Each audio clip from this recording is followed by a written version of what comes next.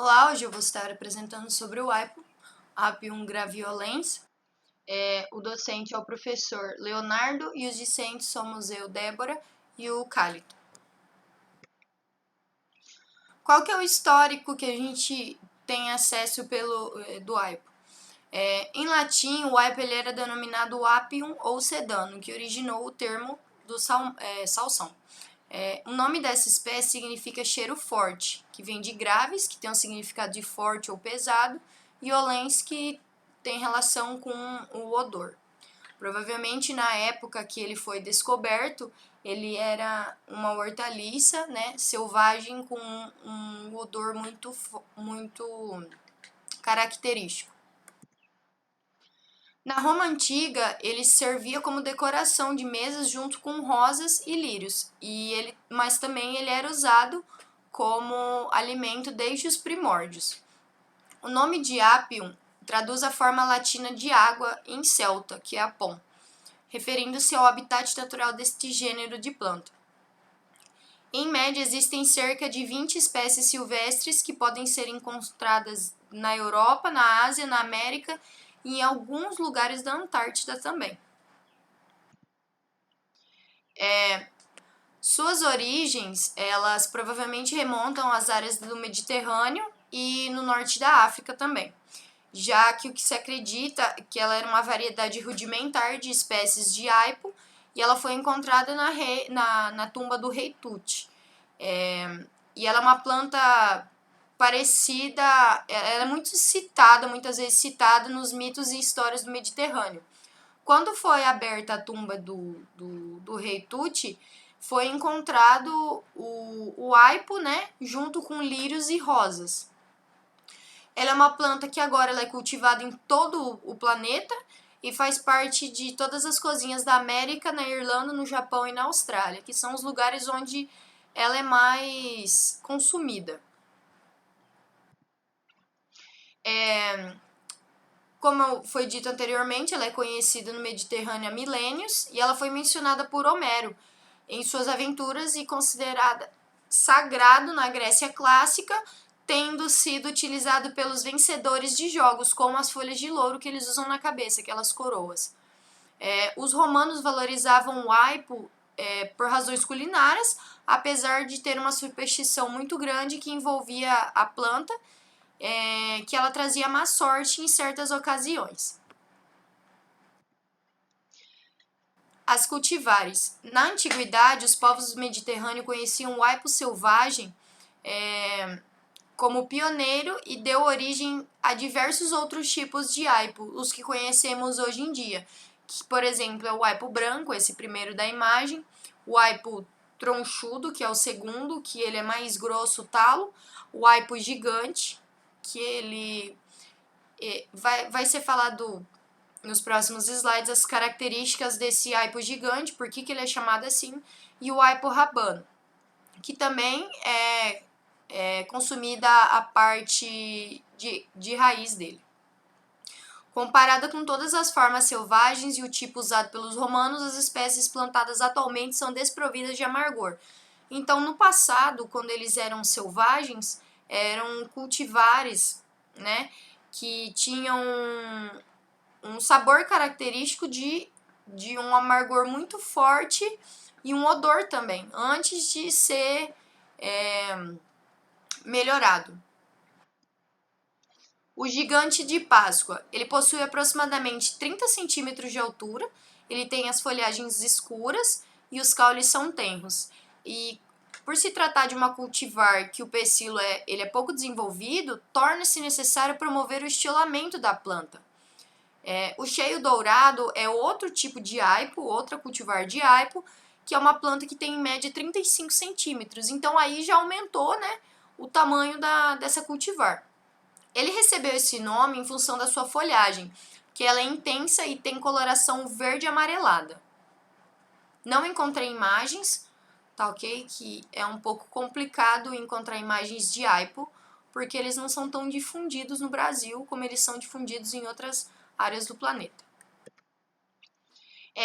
As variedades mais importantes de aipo são o gigante de Páscoa, que é a planta que eu acabei de falar, e eles têm um peso de 500 gramas. As folhagens são verde escura. Tem o Utah, que é uma planta mais leve, que tem 350 gramas. Tem a folhagem verde e cheio dourado, que é uma planta mais alta, como foi dito anteriormente, com folhas verde amareladas, e o peso mediano dele é de 400 gramas. Ela também é conhecida pelos nomes de aipo ou salsão selvagem. O salsão ela é uma erva extremamente aromática. Hoje, como foi mudada as características dele, foi um pouco diferenciadas suas características, ele tem um odor bem mais agradável do que antigamente. A variedade Utah, eu consegui encontrar uma imagem dessas sementes, né, do pacotinho de sementes, que é dessa marca. Eu não conheço ainda. Ela apresenta um porte médio com 30 centímetros de altura e 40 centímetros de largura. Ela tem uma folhagem de coloração verde e regularmente clara. As plantas, quando no ponto de consumo, pesam em média de 350 a 500 gramas. O Cornell 619 não consegui encontrar uma embalagem com essa variedade, com essa cultivar. Ela tem um porte mais elevado, tem 45 centímetros de altura e a folhagem ela é verde escura. Ela apresenta caules mais arredondados e alongados, tenros e a coloração é naturalmente mais clara. O histórico no Brasil. O consumo no Brasil ele é muito baixo, provavelmente por causa da razão do desconhecimento das suas qualidades e o modo também de preparo pela maioria dos consumidores. Então, se por exemplo eu comprasse um aipo, eu não saberia como preparar, né? Teria que estar pesquisando o tempo inteiro e talvez não encontrasse muitas fontes em português. No estado de São Paulo, eles são os maiores produtores e consumidores do aipo. Ele é consumido por uma faixa de população que tem um maior poder aquisitivo, que eles consomem em forma de maionese e salada quando é fresco e em forma de sopa ou creme quando é industrializado. Essa questão de maior, por ter um consumo muito baixo e as pessoas que têm um poder aquisitivo mais alto, é porque como existe pouca produção e pouca procura, acaba que algumas pessoas que produzem já vendem ele com valor um pouco mais elevado. Essa hortaliça ela desperta o interesse dos agricultores, situado nos municípios próximos da capital de São Paulo, já que essas regiões são favorecidas pelas condições climáticas adequadas para essa cultura, que é mais para um clima ameno. As características do aipo, ele vem da família da Apiácea e ele é consumido como vegetal, como salada, né, como foi dito anteriormente, pode ser consumido como sopa, mas geralmente ele é um produto que é mais consumido sendo fresco.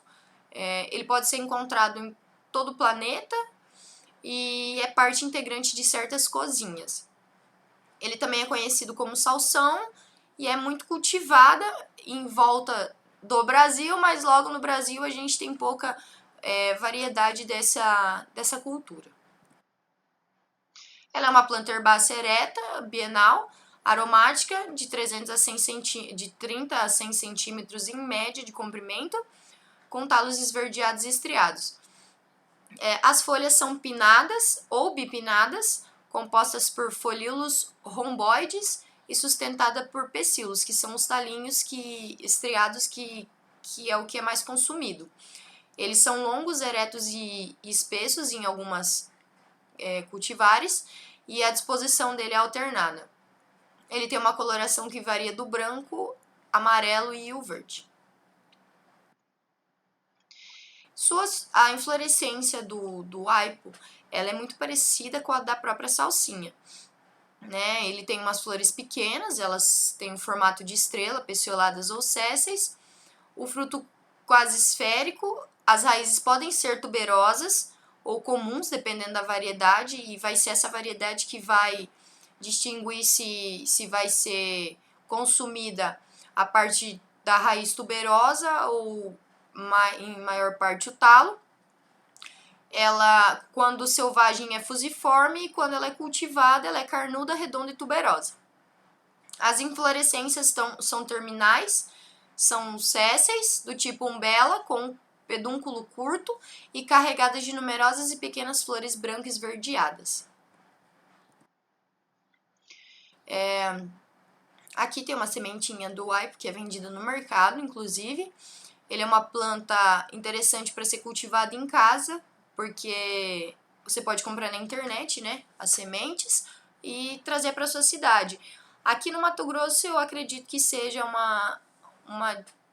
traria uma dificuldade muito grande para a produção do aipo, porque ele é para temperaturas mais amenas e ele geralmente é vendido em feiras e os grãos eles podem ser encontrados no supermercado, como essa semente que é da marca Jatobá.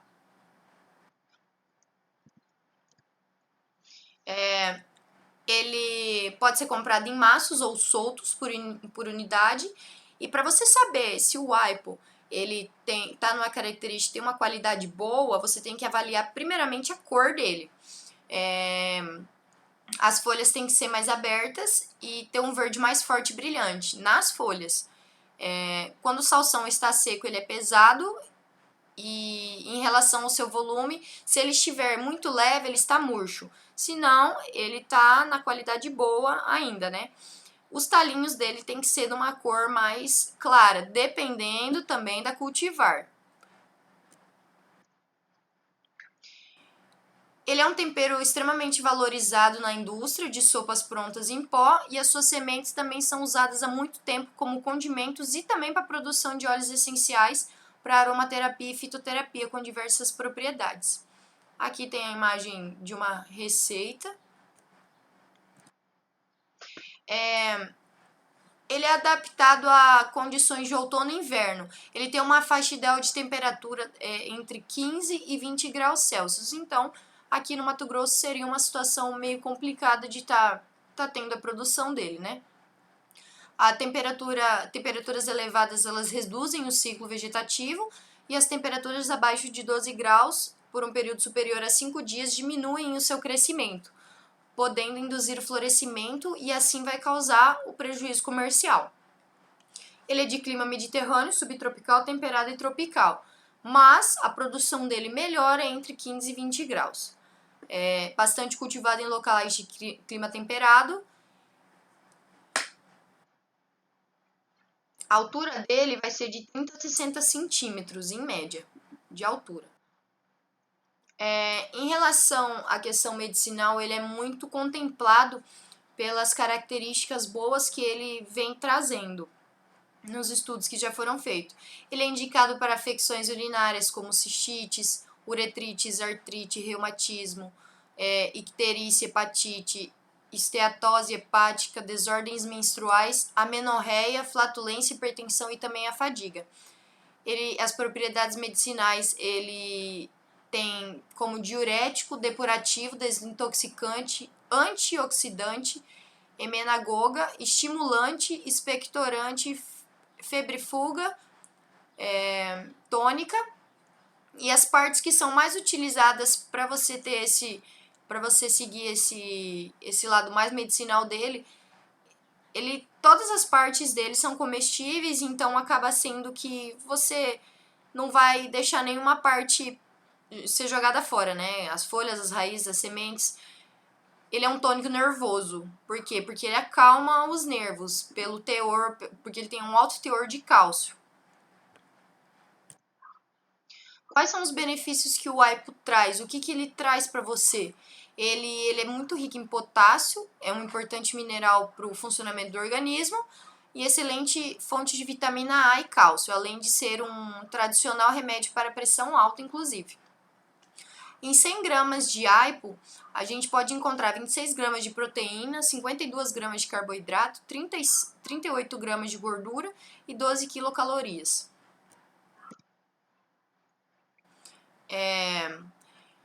Como foi dito anteriormente, ele é rico em fibras, em potássio, cálcio, ferro, fósforo, magnésio, na vitamina A, vitamina C, vitaminas de complexo B e antioxidantes. Ele é um grande aliado em dietas, porque ele ajuda a controlar o colesterol, melhora a saúde da pele, combate radicais livres, previne diabetes, reduz a retenção de líquidos e melhora a circulação sanguínea e também controla a pressão arterial, inclusive. fazer um suquinho de aipo, tomar um todo dia, né, já ajuda bastante. Qual que é a preparação do solo, calagem e adubação que você tem que estar seguindo para você conseguir ter uma produção de aipo? Ele gosta de solos areno-argilosos, muito profundos e ricos em matéria orgânica e muito bem drenados. É necessário que você evite solos que são propícios a problemas de salinização e que possuem água de irrigação de qualidade. Ele tem uma intolerância à acidez e tem elevada exigência de cálcio e magnésio. Então, a calagem ela é indispensável na maioria dos casos, sendo necessário elevar o pH entre 6 e 7. Depois de 25 dias de transplantio, o desenvolvimento da planta é bastante rápido, sendo a marcha de absorção de nutrientes elevado, o que mostra uma grande necessidade de manter a fertilidade do solo em bom nível durante todo o ciclo da cultura. Macro e micronutrientes. Os macroelementos mais exigidos pelo aipo são o potássio. A sua deficiência pode causar o retardamento do crescimento da planta. Já no caso dos micro, o boro, ele com a sua carência, ele vai causar rachadura de coloração castanha nos pecíolos e escurecimento dos bordos do limbo foliar. Eu encontrei uma imagem, né, do aipo com deficiência de boro.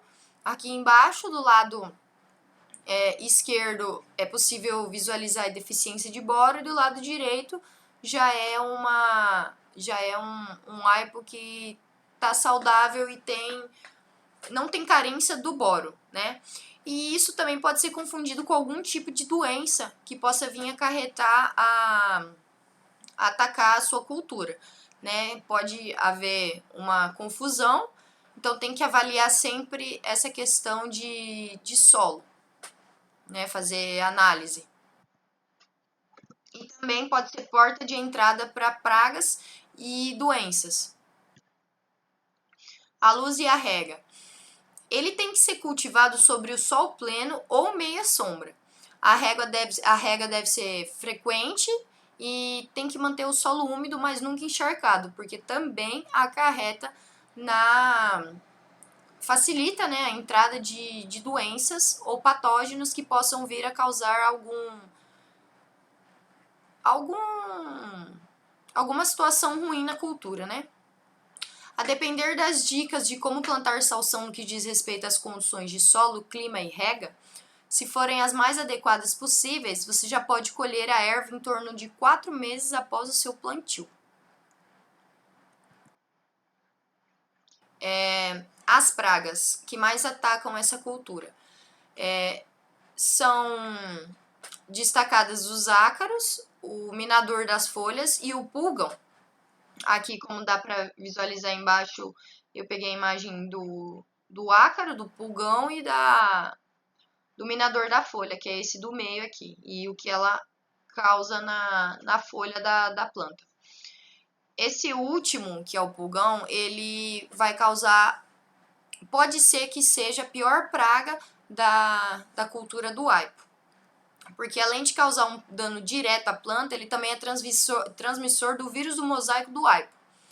Qual que é o controle que você tem que escolher para ter um cuidado dessas pragas não ficarem atacando, né, a sua cultura?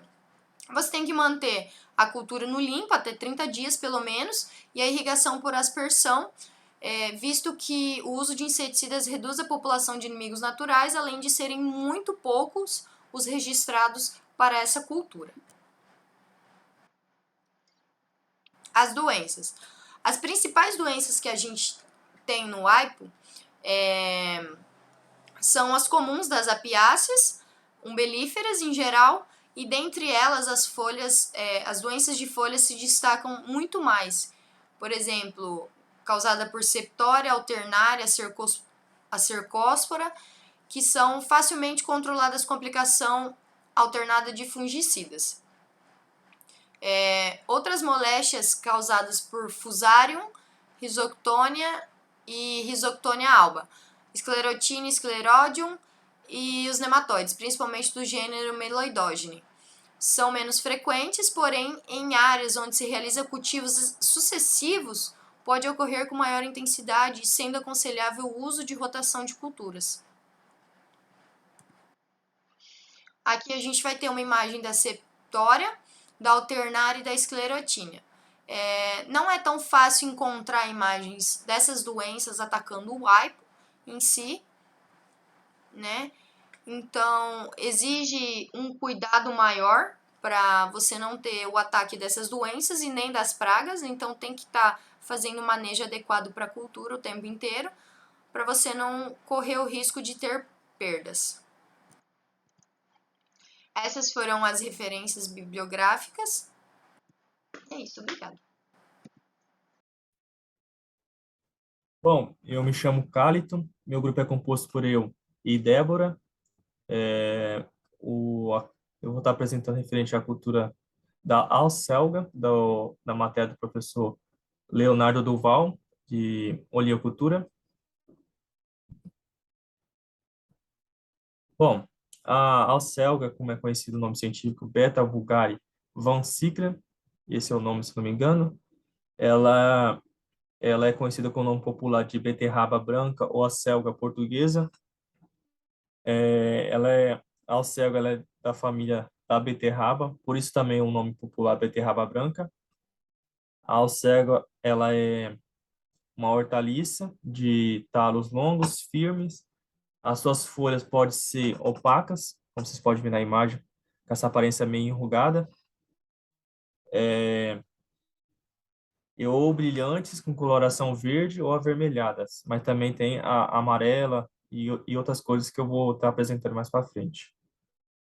E se diferencia pelo grande desenvolvimento das folhas e talos, que são principalmente a parte comestível e de demanda dessa cultura. O seu ciclo pode prolongar cerca de 100 dias, sendo que a colheita inicia com 60 a 70 dias após o plantio.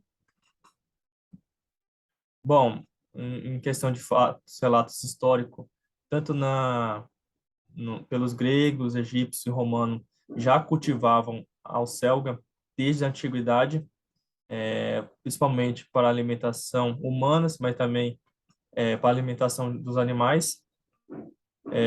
Mas ela só se tornou popular na França durante a Idade Média e, no caso da Argentina, a selga portuguesa, como é chamada, ela é muito apreciada na culinária por diferentes pratos nas regiões do país. E no Oriente, sendo o Japão, Coreia do Norte, Coreia do Sul, e na China, ela é também muito apreciada na culinária, ao tanto que eles fazem até conserva dessa cultura. Bom, em relação às propriedades da alcelga, se for levar em consideração a cada 100 gramas de alcelga crua, ela apresenta todos esses nutrientes em composição, por exemplo, apresenta 21 calorias, magnésio, ferro, cálcio, fibra, carboidratos, cerca de 4,6 gramas, lipídios, vitamina A, B, C, vitamina C, perdão, vitamina E, vitamina K, fósforo e potássio e sódio, destacando então a vitamina A e C e vitamina E. Bom, ela é conhecida por diferentes nomes, são diferentes espécies, que pode variar principalmente pela conta da sua coloração, você pode ver, e principalmente do caule, e as folhas se diferencia menos. Bom, que é comercializada e conhecida, por exemplo, a selga verde escura, a selga loura, a selga antemis, a selga gaia, a selga afrodite. Bom, também tem tipos que são bastante comercializados e conhecidos nos países, por exemplo, japonesa, a crespa, que eu acredito que é a mais comum aqui no Brasil, e caldo. Tem também a selga chinesa, essa selga chinesa conhecida como, se não me engano, o nome é Bok Chonk, como é chamada na China, é um vegetal da família de repolho, né? E tem origem ocidental e muito utilizada lá. Ela se divide em duas subespécies, sendo a primeira a Brassica, é, Brassica rapapexinense, que tem folhas largas, cor claras, folhas verdes escuras nas pontas, como vocês podem ver nessa imagem. E a segunda é a Crassica rapa chinense, que apresenta as folhas separadas, verdes e escuras, como vocês podem ver na imagem de baixo. Bom, a selga tem também conhecida como a selga ruibarbo, que apresenta talos longos, firmes, folhas brancas e brilhantes com coloração verde, amarelado ou encharcada. Contém quantidade considerável de vitaminas A e C e também cianina.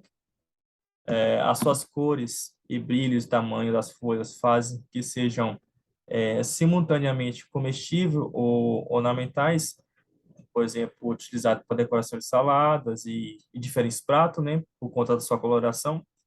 E na culinária pode ser consumida, então, fresca em salada, né, e refogada ou cozida em sopa ou em outros pratos quentes.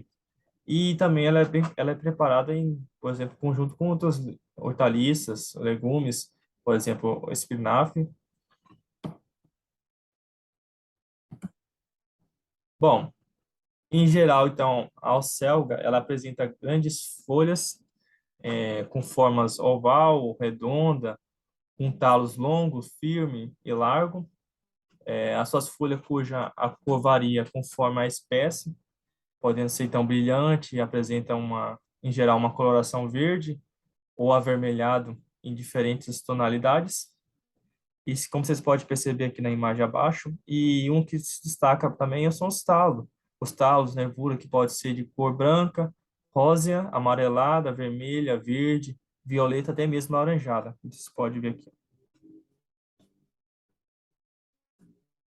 Bom, as folhas podem ainda ser lisa ou crespa, como vocês podem ver, tem essa aparência enrugada que eu disse. A inflorescência é produzida quando a planta amadurece, são compostas por inúmeras pequenas flores de coloração verde com um pólen capaz de ser carregada pelo vento por longas distâncias. As raízes são é, engrossadas, cheias de reservas, principalmente após o primeiro ano de plantio dessa cultura. Então, ela tem essa característica em geral. Bom, e quais seriam os benefícios do consumo de alcelga? Bom, a alcelga ela é rica em cianina, vitamina A, B, vitamina C e fibra. Então, a cianina estaria ajudando, por exemplo, a evitar problema no sistema digestivo, sistema nervoso. A vitamina A é boa para a visão, saúde da pele e mucosa. Auxilia também no crescimento e partes da formação do esmalte do dente. A vitamina C previne infecções, problemas na pele, hemorragias e fragilidade dos ossos. E a fibra, basicamente, seria auxiliando na função intestinal. Bom, aqui também os benefícios, mas de forma mais geral, especificada. Contribui para o trato gastrointestinal, fortalece os ossos, fortalece o sistema imune. Um fato interessante também que ele auxilia no crescimento infantil e favorece o emagrecimento para aquelas pessoas que aderem a uma vida mais fit, né? E também desintoxica os organismos. Passar. Quanto ao uso medicinal, bom, ela pode ser utilizada em micoses, né, tinha dito. Também é excelente para cicatrizes, para recuperação por lesões ou cicatrizes, né? Auxilia também nas doenças circulatórias, age como antitoxicante e eficaz contra cálculos biliares. E em questão, ela pode ser colocada em geladeira em períodos de conserva, por exemplo, de 5 a 7 dias, ela ainda permanece com as suas características e qualidades. Bom, como plantar alcelga? Deve ser cultivada sob sol pleno, em solos férteis, bem drenados, arejados, enriquecido principalmente com matéria orgânica e irrigado regularmente. E a época ideal para o plantio da alcelga é na primavera ou no outono, já que ela aprecia um clima a menos, né, com temperaturas que seria ideal entre 16 a 18 graus Celsius. Pode ser cultivada tanto em climas frios, sendo que é resistente a baixas temperaturas e a geadas leves, quanto aos climas mais quentes. Bom, o solo é necessário um solo que seja rico em nutrientes, de preferência com pH ao redor de 6,5. Essa hortaliça também gosta de umidade suficiente, mas nunca encharcado, né? E em local bem exposto ao sol ou também com sombra parcial. Para fazer a implantação definitiva, é importante que seja colocado sementes que, por exemplo, em forma demorar em água, né, cerca de 2 dias, e depois são colocados na terra, devidamente preparado, com cerca de 2,5 centímetros de profundidade e a distância de 8 centímetros, uma entre a outra.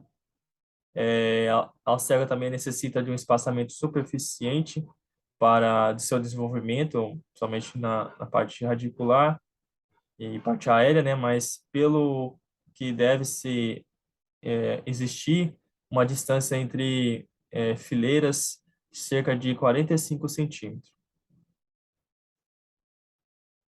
Bom, para um bom desenvolvimento é indicado um local com uma boa luminosidade. Ao se plantar em regiões de climas quentes, de preferência, então, um local que possua uma sombra parcial, faça uma análise prévia do solo, certifica-se que ele não tem uma boa drenagem, que seja também fértil para o cultivo dessa cultura, dessa planta, que seja rico em matéria orgânica e também, principalmente, em nitrogênio, que é uma planta que tem uma certa exigência por nutriente nitrogênio. Bom, para o cultivo de alcega, recomenda-se colocar de 2 a 3 sementes por cova, isso pensando em um local definitivo, né? A irrigação de forma a manter o solo sempre úmido, mas nunca encharcado. Transplantar quando as mudas atingem aproximadamente de 5 centímetros de altura. A semente pode ser deixada em um recipiente com água por cerca de 24 horas, e isso vai estar facilitando a germinação e favorecendo na hora do plantio. E recomenda-se adubação caso a cultura não esteja se desenvolvendo de modo satisfatório. Bom, aqui são alguns exemplos, não achei muito, mas que dá para estar plantando juntamente com a alcelga. Seria, por exemplo, couve, cenouras e cebola. São exemplos que dá para estar plantando junto em consórcio com a alcelga, dependendo do caso, né? Bom, e a colheita dessa cultura, como é feita? A alcelga é uma planta bienal e as coletas das folhas pode ser iniciada entre 60 a 85 dias após o plantio. mas geralmente é entre 60 a 70 dias. Normalmente são colhidas apenas as folhas, exceto as que estão em desenvolvimento. Embora as folhas jovens ela possam ser utilizadas para saladas e também depende das condições da cultura, ou seja, a colheita ela pode continuar por alguns meses e em cerca de 80 dias pode-se iniciar então a colheita, que pode durar de 3 a até mesmo 4 meses. É isso.